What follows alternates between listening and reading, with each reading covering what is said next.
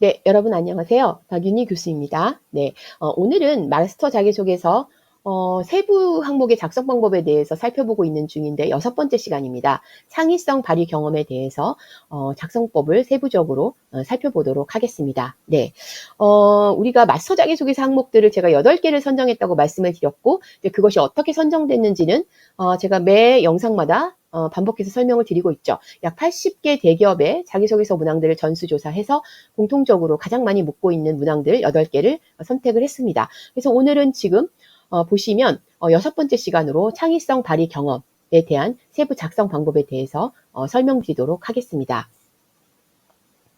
이제 2개 항목만 남았네요. 직무 역량, 지원 동기 및 입사 후 포부입니다. 사실 그 직무 역량, 지원 동기 및 입사 후 포부는 가장 중요하고 가장 쓰기 어렵습니다. 그래서 제가 맨 나중에 남겨뒀죠. 네, 이 2가지에 대해서도 이후의 영상에서 제가 상세 설명 드리도록 하겠습니다.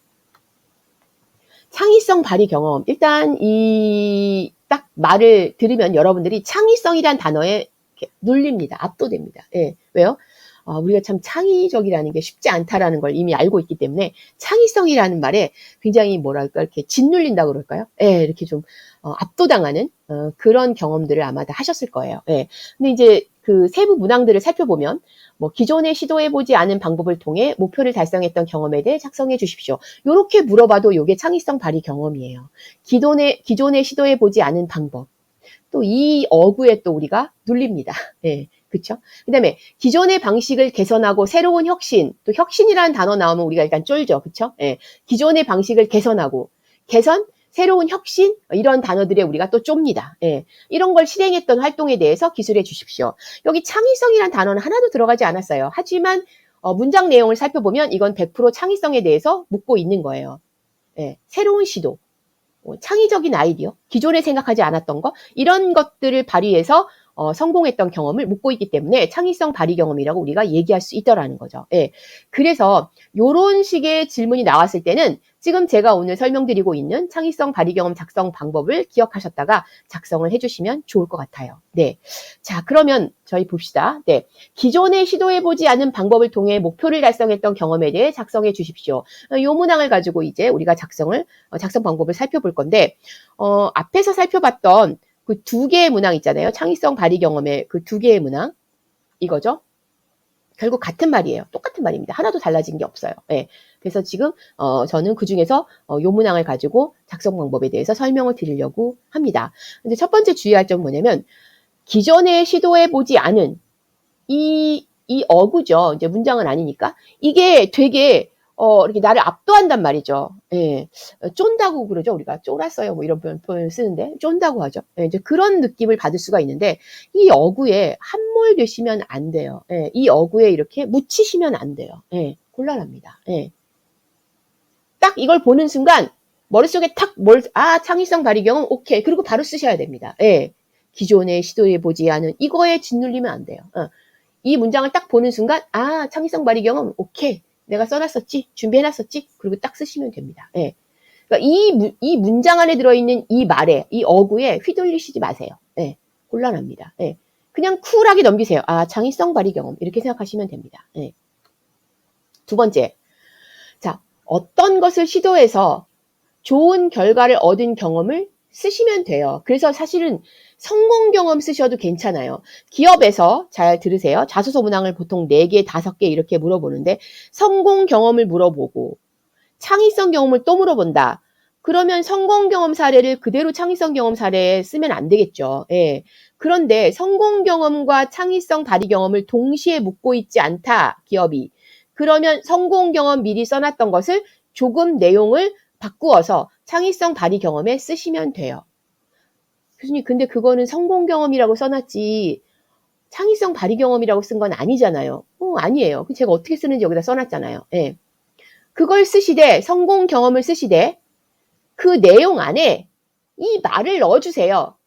여기 문장에 나와 있는 거 물어본 문장을 그대로 써주세요. 기존에 시도해보지 않았던 방법을 활용해서 요렇게 문제를 해결하려고 노력하였다 라고 써주세요. 그 문장을 그냥 넣어주세요. 그러면 그게 물어보는 내용에 이 자소서 문항에 대한 완전한 답이 되는 거예요.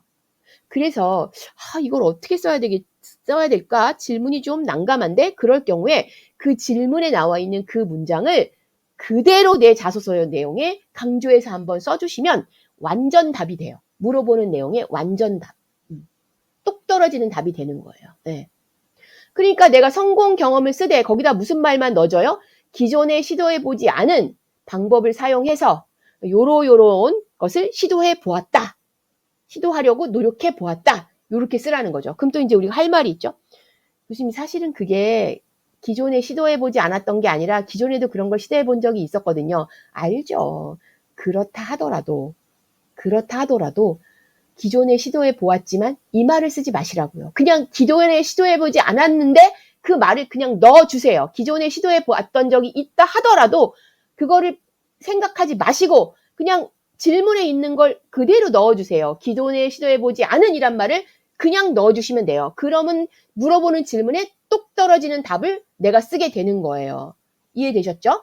시도해 보신 적이 있더라도 있다고 쓰지 마시고 없었다고 쓰시란 말이에요. 그러면 물어보는 말에 답이 됩니다. 완전한 거짓말이라고 보기는 어렵죠. 왜요? 그런 방법을 정말 시도해서 그런 성공을 거뒀다면 그건 사실이잖아요. 예. 그 정도는 조금 수정해서 쓰셔도 괜찮습니다. 그 다음에 어떻게 쓰시냐? 어떤 일을 성공적으로 마무리한 경험을 하되 기존에 시도해보지 않은 방법을 통해서 달성했다 목표를 이렇게 쓰시면 된다고 했죠? 그러면 이제 항상 그래요. 성공 경험 세트 설명드렸죠? 의도와 목표가 있었죠. 그 일을 왜 해요? 공모전 나가서 상 탔어요. 네. 그럼 공모전에 왜 나갔는지 써야 될 거 아닙니까? 그냥 공모전 나갔어요? 이렇게 쓸 수 없잖아요. 그쵸? 네. 뭐 대학 3학년 동안 배웠던 전공 지식을 활용해보는 차원에서 그쵸? 공모전에 어느 기관에서 주최하는 무슨 공모전에 참여하였습니다. 그럼 그게 의도와 목표인 거예요. 공모전에 왜 참여해요? 상 타려고. 목표인 거예요. 참여하는 게. 네. 그리고 나서 공모전에서 준비하면서 있었던 일을 쓰시는 거예요. 근데 이제 어때요? 기존 어떤 일을 하다 보니까 이게 공모전 내용이 잘 진척이 안 된 거죠. 그래서 기존에 사용하지 않던 어떤 방법을 활용해가지고 이제 그거를 빨리빨리 진척이 될 수 있도록 노력을 한 거죠. 그런 사례를 자세히 쓰세요. 그리고 나서 이제 보면은 뭐예요? 내가 창의성이 발휘되어서 그쵸? 뭐 수상을 할 수 있었다. 이렇게 쓰는 거죠. 그러니까 내가 발휘된 역량이 뭐예요? 이런 질문에 창의성 발휘 경험에서 내가 드러난 역량은 창의성이에요. 창의성 발휘예요. 네. 그러니까 다른 역량들은 뭐 배려심, 책임감, 준비성 이런 거 우리 앞에서 많이 배웠잖아요. 지금 우리가 6번째 시간을 배우고 있으니까 앞에서 발휘 역량 쓰는 거 알려드렸잖아요. 그렇죠? 그런데 여기서는 이게 창의성 발휘 경험이기 때문에 여기서 드러난 역량은 무조건 창의성이 돼야 되는 거죠. 새로운 방법을 시도해보는 창의성을 발휘했기 때문에 내가 공모전에서 수상을 할 수 있었다. 이렇게 쓰라는 거죠. 그때 드러난 역량, 창의성. 예. 이렇게 쓰시는 겁니다. 그 다음에 경험은 대학생활 경험 쓰셔야 되고요. 모든 사례는 직무 관련 사례면 제일 좋습니다. 하지만 직무 관련 사례가 없다면 일반적인 보통 사례를 쓰세요. 그리고 사례의 무게감은 다른 것에 비해서는 크지 않아도 돼요. 성공 경험보다도 더 사례의 무게감이 떨어져도 괜찮아요. 단 창의성을 발휘했던 경험을 쓰시는 게 중요합니다. 예. 하지만 이건 여러분들이 좋은 경험들이 많지 않기 때문에 제가 이렇게 위로의 말씀차 드리는 거지 사실 제일 좋은 거는 직무 관련 사례로 모두 다 자소서를 쓰는 거라고 다시 한번 말씀을 드립니다. 네. 자, 그리고 마지막은요. 성공 경험 사례를 쓸 수 있다고 말씀을 드렸어요. 그쵸? 네, 성공 경험과 창의성 발휘 경험을 같이 물어보는 기업이 아니라면 창의성 발휘 경험란에 성공 경험 써놓은 걸 그대로 갖다 쓰실 수 있어요. 근데 조금 수정하셔야 되죠. 그쵸? 당연히 앞에 설명드렸잖아요. 어떻게 수정해요? 기존에 시도해보지 않은 방법을 활용해 이 문장을 넣어줘야 되잖아요. 그러니까 성공 경험 썼던 내용이랑 조금 달라질 수는 있어요. 하지만 미리 써놓은 성공 경험이 있다면 이렇게 내용을 조금만 바꿔서 그리고 역량이 성공 경험에서는 역량을 썼잖아요. 뭐 나의 뭐 책임감과 그쵸? 뭐 배려심 때문에 성공했다. 이렇게 쓰고 아니면 나의 직무 역량과 뭐 책임감 때문에 성공했다. 이렇게 역량을 드러내서 쓴다고 했지만 만약에 성공 경험을 가지고 창의성 발휘 경험을 쓴다면 역량이 뭐가 돼야 된다고요? 창의성 발휘 경험, 창의성 발휘 역량, 창의성 역량 이런 식으로 역량이 바뀌는 거죠. 네. 그 정도로 수정을 하셔야 돼요. 그래서 기존에 시도해보지 않은 방법 이런 문장도 넣어주셔야 되고 네, 그렇죠. 그 다음에 또 뭐가 바뀌어야 된다고요? 역량이 바뀌어야 됩니다. 예. 창의성 역량이라고 역량을 바꿔줘야 되겠죠. 그래도 써놓으면 훨씬 수월하죠. 그렇게 바꾸는 거랑 아예 처음부터 다시 쓰는 거랑은 좀 다르잖아요. 네. 그래서 성공 경험을 가지고 창의성 발휘 경험을 써놓으셔도 좋고, 아니면 사례가 많으신 분들은 또 다른 걸로 창의성 발휘 경험을 미리 써놓으시면, 마스터 자기소개서가 미리 써놓는 자기소개서잖아요.